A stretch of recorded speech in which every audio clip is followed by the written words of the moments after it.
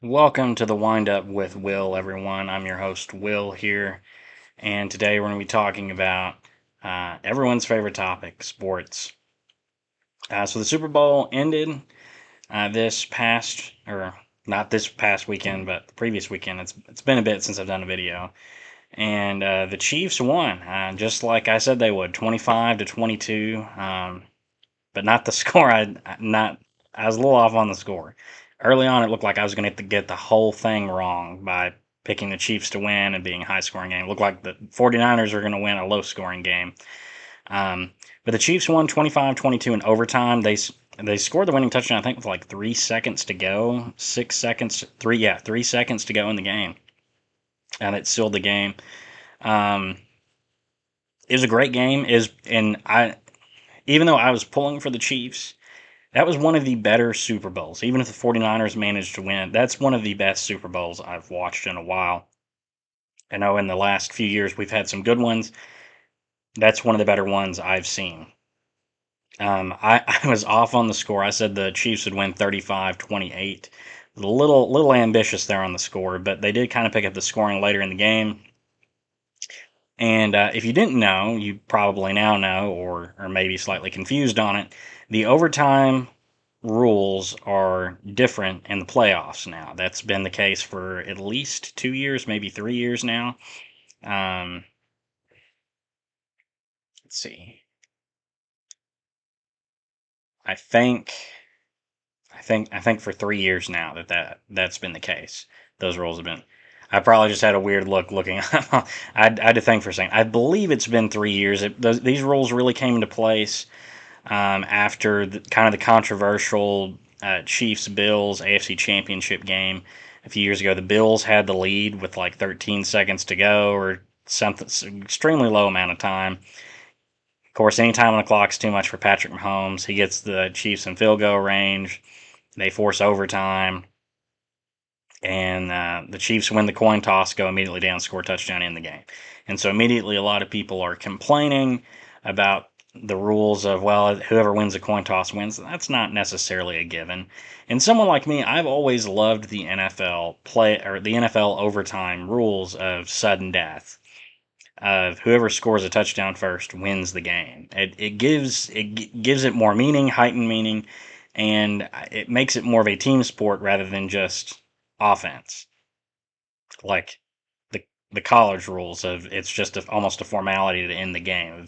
We could just have infinite uh, overtimes. Where the NFL, you have a certain amount of time, and it's sudden death. If no one scores, or if the score's still tied at the end, it's just a tie. I think it's more interesting that way, at least for me. I know other people disagree. I know a lot of people love the college rules, but I love the sudden death bit about it, and because they just play so many games and there's so many playoff games, they kind of want to get the game over to lower injuries. Um, that's always been something the NFL is. I think one reason that they've wanted the overtime to be sudden death.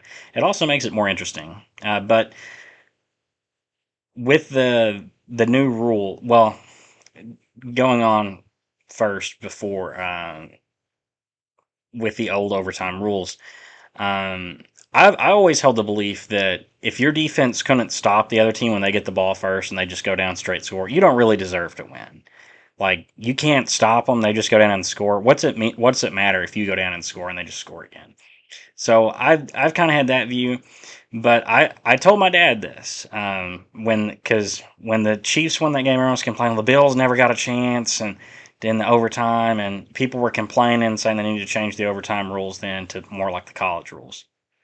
And I told my dad then a great compromise would be that both teams are guaranteed a possession in overtime. Sure, it's just one step removed away from the sudden death, but you can at least say the other team had a chance to get the ball, and they've had at least two chances to stop the other team from scoring. And that's almost what we saw in this case. But the NFL did they listened to me and put in that compromise. They didn't really listen to me. I mean, I have to think that just because I thought of it, probably a lot of other people thought of that as a compromise rule before it was put in place as well. And they only do it in the playoffs. The regular season's still sudden death. But what was really surprising is that some of the 49ers players admitted after the game that they didn't know the overtime rules. And to me that's a little shocking. Like this is your sport, like this is your job. How do you not know that these are the rules? Like the referee even laid out the rules to begin overtime. Were you not listening? Did I so I where have they been the last 3 years? So I I think that's just very poor on the 49ers and any of the players that didn't know it. Like these rules have been around for like 3 years. Like it wasn't like that the NFL made this change right before these playoffs or before the Super Bowl. These have been around for several years now. It's the first time it's come into effect in the several years of playoffs. Um, but so how the rule works, how the current rule works is and it goes away. It's a step away from sudden death where it goes to both teams are guaranteed a possession in overtime unless it's a defensive score. So, um, well, I'll lay this out first. Both teams are guaranteed to have the ball, offensive possession. Both teams are guaranteed a possession. So, if someone starts the overtime with the ball, goes down, scores a touchdown, the other team is given a chance. They're given that if you ever played Pong, they're given redemption. They have redemption to go down the field and score a touchdown to tie the game to keep it even. Then after that, any score after that ends the game.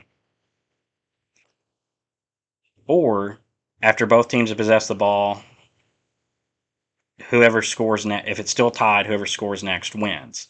So it's kind of a back and forth. It's still sudden death in a way, but it at least both teams can have possession of the ball. And it's looked like what was possibly going to happen in this overtime is the 49ers went down the field. I thought they're going to score a touchdown. It's going to put the pressure on the Chiefs to score a touchdown. And then it's going to come down to can can the Chiefs stop the 49ers from scoring again to force double overtime? Are we going to have a double overtime Super Bowl? Like, I was so hyped. Like, I thought we were going to have a double overtime Super Bowl, especially when the Chiefs held the 49ers to a field goal. I was like, the Chiefs are going to go down the field and kick a field goal with little time left because the 49ers took a lot of time off the clock. They're going to go down and kick a field goal, and we're going to go to double overtime. Like, I was hyped. I was like, this is going to be amazing to have a Super Bowl go to double overtime. But we didn't get that. They held the 49ers to a field goal in overtime, and then the Chiefs marched down the field, scored a touch. They ran as much time off the clock as they could. They almost pulled a Dallas Cowboys and just ran out of time. I almost clock mismanagement, but when you have maybe not clock mismanagement, but when you have the best quarterback in the league, you can kind of take some risks like that. And they scored the touchdown with 3 seconds to go to end the game. They had the second possession. They scored the touchdown. The 49ers already had the ball.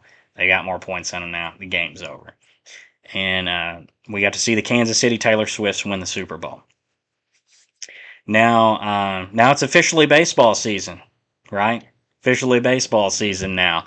I'm super hyped for baseball to come out. Catchers and pitchers have already reported. Some spring training games are starting here soon, and it's everyone's favorite time of the year. Fantasy baseball starting.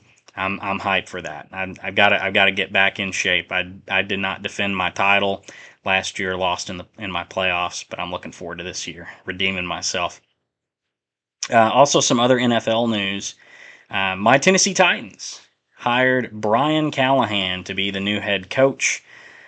He's former offensive coordinator for the Cincinnati Bengals this past year, and they've hired him in to be the new head coach, offensive-minded coach. And I think that's a great way for the Titans to move. I love Mike Vrabel. He's a great coach. I think a great players coach, great motivator in getting the best out of the talent that he has.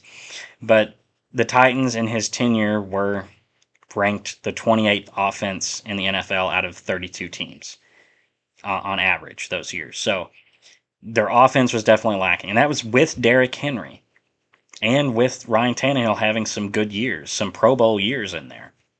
So with that, I think having a more offensive-minded coach, especially with a new young quarterback and Will Levis, very similar name to mine, Will Levis, that is going to be key to developing him, developing a new offense, developing a new identity. Maybe through that you can keep Derrick Henry having a more offensive minded coach, or maybe most importantly, hopefully they can win more games doing that. Um, my brother always likes to point out in Titans games that their their their plays are run on first down, run on second down, throw a screen pass for 1 yard on third down, and then punt. And like a lot of the time, he's right. That's what the Titans' offense has been: run on first down, run on second down, throw a screen pass for 1 yard on third down, and then on fourth down, punt. And that that feels like so many Titans possessions where the offense just struggles to do anything because it's so one dimensional of running or throwing a screen pass or trying to run a trick play when the offensive line can't block, instead of just being like, okay, we're going to throw it every down, and we're going to make you have to stop us, and we're going to run routes and make you stop us, and then out of nowhere we're going to have a quarterback draw, and then we're going to hand it off to our fullback. Like, get creative with what you're doing, but also you have to have an offense around passing. I love the run game. I love that with Derrick Henry, and I hope we can keep Derrick Henry and bring him back. But in this league, you have to have some kind of passing and have skill at that. And the Titans really messed all that up by trading A.J. Brown away, and then Tannehill not being healthy, offensive line falling apart. So getting an offensive-minded coach, getting a new offensive scheme and new offensive mindset, and getting out of that one-dimensional offense, I think is key for taking the Titans to the next level and being division competitors again, contending for the playoffs, and hopefully to win a Super Bowl one day. So I think Brian Callahan's a good hire, good offensive coordinator, and hopefully get the Titans back on track. That brings me, since I mentioned baseball, that brings me to the next topic in this video.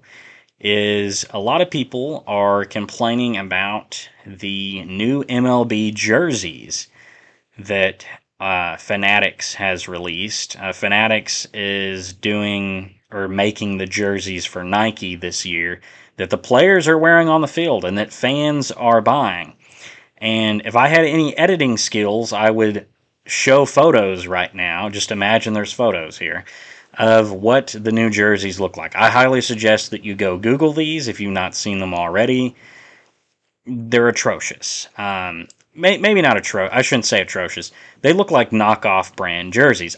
In fact, I think I have a knockoff brand jersey somewhere at home, back at my parents' house. And there's nothing wrong with having a knockoff jersey. They're cheaper, sometimes more cheaper, more affordable, and they still look like the jersey of your favorite team. The issue is this is Fanatics. This is MLB's like authentic gear merchandise, and it looks like it's a knockoff brand. It looks half made. It doesn't look real. The patches on the sleeve look like that there's some kind of like cheap patch instead of like the actual like embroidered patches that you'd have on. If I had my jersey with me over here, I could show you what like they used to look like. They'd be like almost like something you'd see on like a Letterman jacket or something like that. They looked cool, and these were on what players wore, what fans had. Now it looks like something almost equivalent to like this, like a very like, I don't know how to describe what texture this is, but like almost like a sticker, just like here on the side. Like, it doesn't look as real. There's a photo of a MLB player with his jersey tucked into his pants. You can see the jersey inside the pants. Like, there's MLB players have complained about the jersey, especially a lot of them have complained about the pants, saying that they're not quite as customizable and they don't fit well. So there's a lot of complaints over that, and a lot of people are upset over it, and rightfully so. Like, the jerseys are a big part of fandom, a big part of fan culture and identifying with the team. And if jerseys are bad, fans are going to be upset, and the players are upset too. This is not This is not just some fans upset. There are players that are upset over this. So this is a story to follow and see if Fanatics will actually correct anything, or if this is going to be an ongoing issue until a new company is making jerseys. But we'll see how that goes as the season unfolds, and if the players change their mind, or if it's just a handful of players that are upset over this. But we will see as the season unfolds. Also in MLB news, the commissioner, Rob Manfred, who everyone hates, maybe I shouldn't say everyone hates. I think there's a few people out there, probably his family members, that like him, but most of the fans don't like him. I'm going down a rabbit hole. I'm sorry. Get off my soapbox there. But Rob Manfred, the commissioner of baseball, he announced this week some potential expansion cities for MLB. And it seems likely that the top two are Salt Lake City and Nashville. Nashville more likely than Salt Lake City, I think, is what I've heard.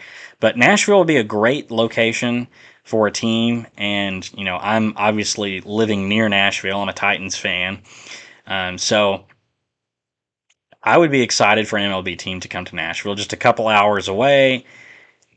It's a great city. It's a growing city. It already has some good sports teams and a growing sports culture there. So having an MLB team, I think, would be great, and they would foster, probably, depending on if they're in the National League or not, developing a great rivalry with the Braves, perhaps. Even if they're in the American League, they'd probably develop a rivalry with the Braves in some way. But I think it'd be a great location for a team. Nashville has had, I think, back in the 1800s, I think there was a National League team there at one point. So I think it'd be a great location for a team. Salt Lake City is a location that the NHL has recently mentioned could be an expansion location for them. So Salt Lake City's getting some love on some professional sports teams. I think those are two very likely and good candidates.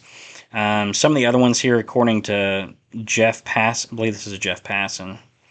Yeah, Jeff Passan on for ESPN, and saying like Austin, San Antonio, so like Texas.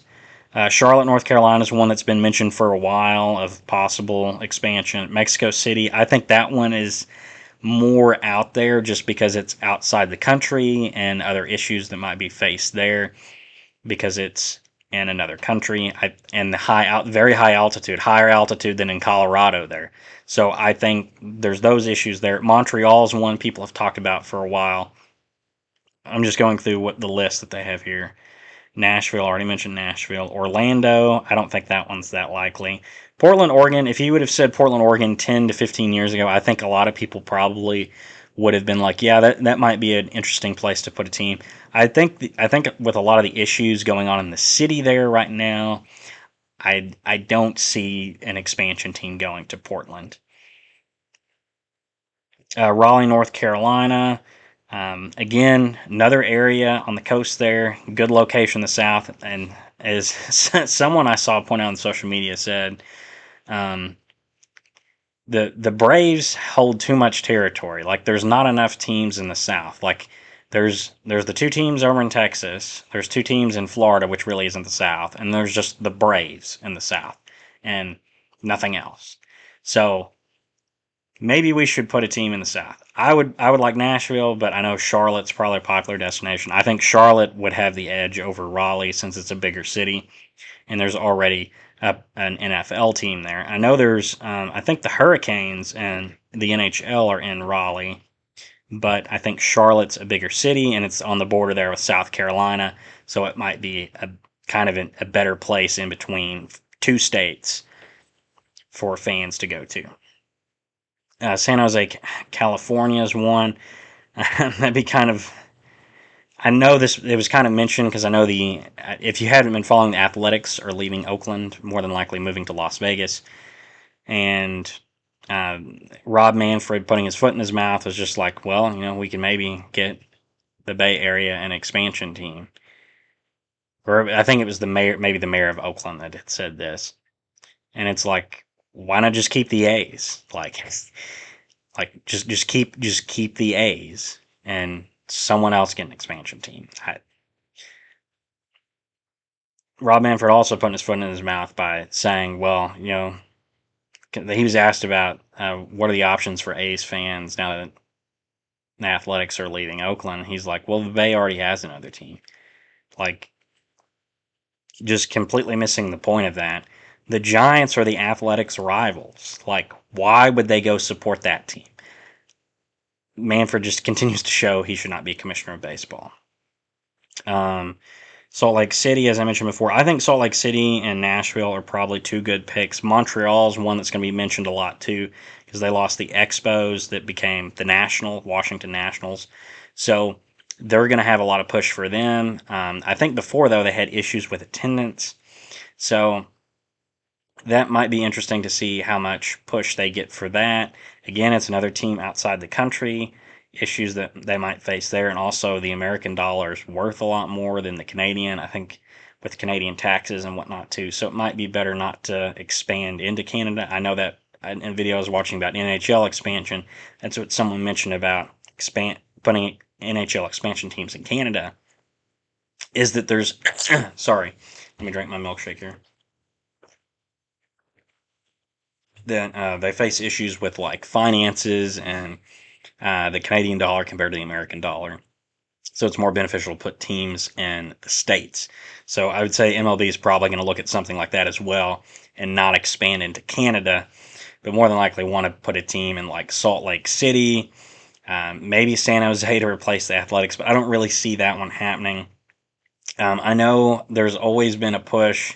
This has been mentioned in with the NHL. This has been mentioned if the NFL were to ever expand, is to put a team in San Antonio or in Austin because Texas is a massive state in terms of population. It's got more people than the state of New York, so it makes sense logically to put another team there. So there's going to be a push for Salt Lake because there's not really a team in that area other than you've got Colorado and Arizona, but they're two states away. Utah's got a big enough state. There's already talks of NHL expansion there. They have an MLS team, they have an NBA team. Why not an MLB team? So I think that's a good pick there. And Nashville, which is in the heart of the Southland. It's a fast growing city. It's already got a great sports culture, and it would be a great rivalry with Atlanta. Now they're going to make the same argument, excuse me, for Charlotte as well. But there's a lot of good options out there. I'm personally not a fan of expansion. I like the way that the playoffs are set up, the way the divisions are set up. I don't like how they changed the schedule this past year. I like the older schedule better where you played teams in your division 18, 19 games a year. But that's besides the point. MLB expansion is going to come whether I like it or not, and the longer the talks have gone on, the more if Nashville gets a team, I might be more okay with that because there's an MLB team just a couple hours away where I can go see games, and that can be my second team. I'm obviously a Mets fan, number one, but I can have a second team. So hopefully, hopefully Nashville gets a team. I kind of think that they will because the talks about it. I know a few years ago. I'm blanking on the former player's name. It wasn't Matt Kemp. Was it Tony Kemp? That doesn't sound right either. He played on the Athletics at one point. Blanking on that player's name. But he's from the Nashville area. He was in talks of like an ownership group, like a joint ownership group of trying to get an expansion team to Nashville. So there is definitely interest there. And I think if there is expansion, I think Nashville will probably get a team. And it might be Salt Lake or Texas that gets the other team. But this video has gone on quite long enough. But I have one more thing to talk about in today's video, and that is Caitlan Clark broke the scoring record in women's college basketball.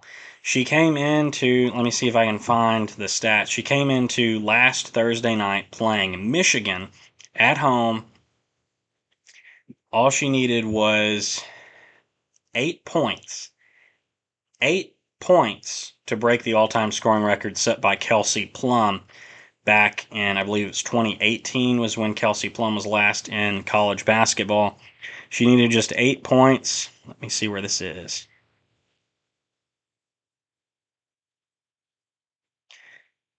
She needed just 8 points. She went into the game last week against Michigan at home with 3,520 points, just 7 points behind Kelsey Plum, who played at Washington from 2013 to 2017. And she obliterated that record. She scored 49 points against Michigan in their win, in Iowa's win in that game. The score of that game ended up being 106 to 89. She also led Iowa with 5 rebounds and 13 assists. Caitlan Clark's the leading scorer in the nation with over 32 points a game and averaging, I believe, over 8 assists a game. Yeah, 8.5 assists a game.